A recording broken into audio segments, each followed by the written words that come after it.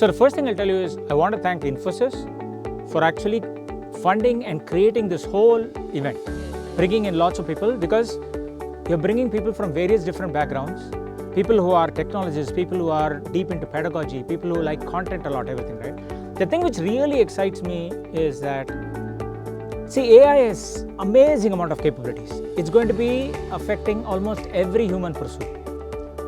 But the beauty when it comes to education is that education is the one area where it's been very, very hard to reach the last human on the planet. Similar things you can say about healthcare.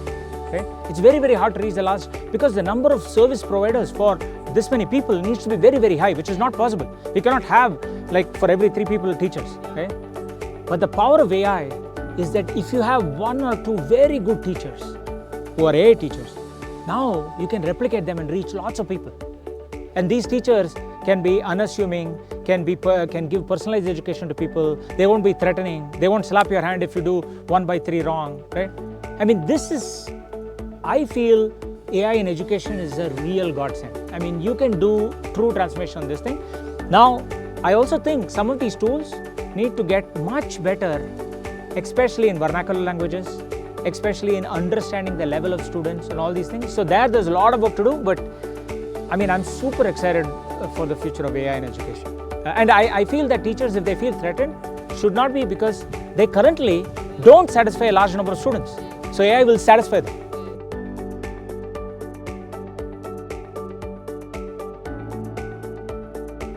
So I'll tell you, AI will do 2 things. AI will do some things which the humans have not been able to do. And second, AI will reach people which the humans have not been able to reach. Both those it will do very well.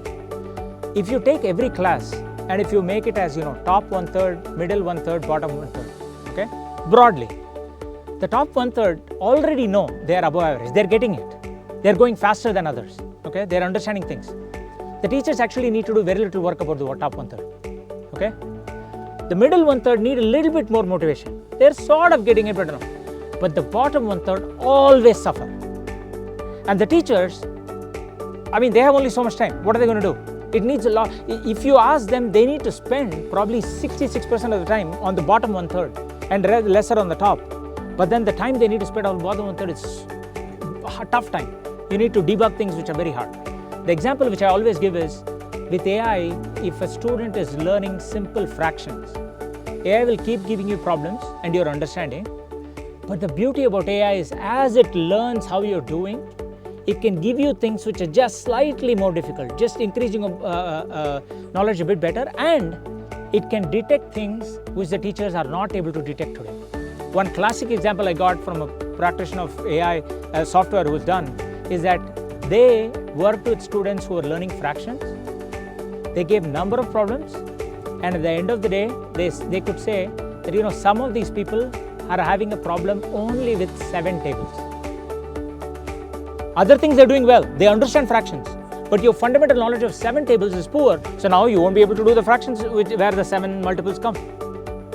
This is super hard for teachers to do, because they are not getting all this data and analyzing and deciding how to do.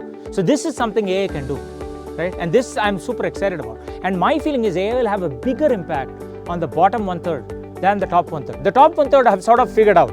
They can get access to the content. They know where they're working, right? They're also more self-aware. The bottom 1/3 have a hit on their self-confidence, self-motivation. AI can actually help them.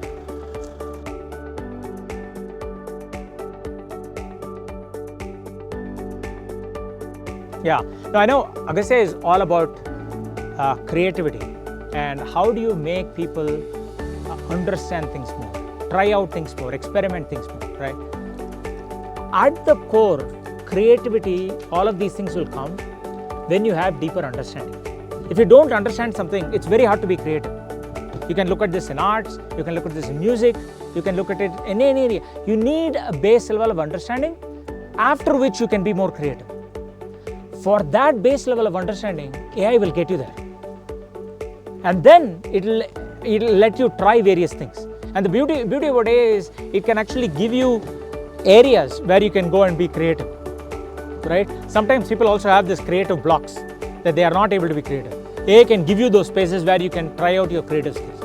So I feel with Agastya, if we can get people to a level of understanding after which they can be more creative, right? AI is absolutely the right approach there.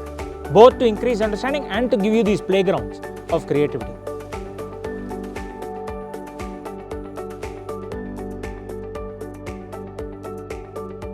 Most exciting thing for me today was that we could see the whole spectrum of backgrounds, of knowledge, of concerns, of ideas, of solutions that people were having.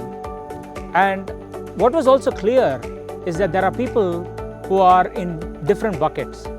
There are a set of people who have seen what AI can do and they're hungry. What can I do with these AI tools? Tell me which are the ones which are working for you, which are work, I want to use them. Then there are a set of people who are like, hey, I'm a little anxious, like I know AI can be useful, but I'm not like entirely sold. I was just trying out something, it gave some wrong answer. I don't think it's that good. I want to. Then there are a set of people who are like really scared, saying, boss, mera kaam jane wala hai. This is like crazy. I think, I want to get the hell out of this. I don't know what to deal with. And then there's the last gang, which was interesting. They think this whole AI thing is just a fad and a hype, and it's going to go away in a couple of years, right? My only request to this last gang is please don't be here. My request to the third gang is don't be so scared. There are many jobs which have been affected by more automation, more technology. You can learn, you can adapt yourself.